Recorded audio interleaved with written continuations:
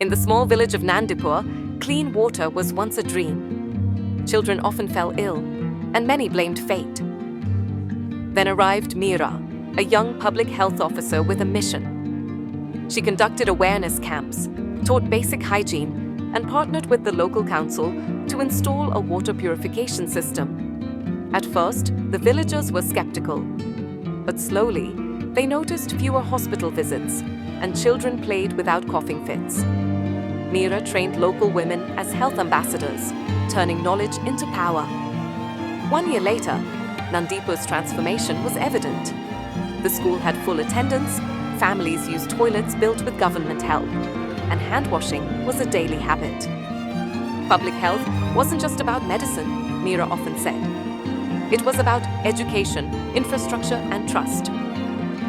Nandipur had changed, not with magic, but with simple, sustained care. And in its success, it became a model for neighboring villages to follow. Subscribe to Inoculation Chamber for life-saving health guides and information.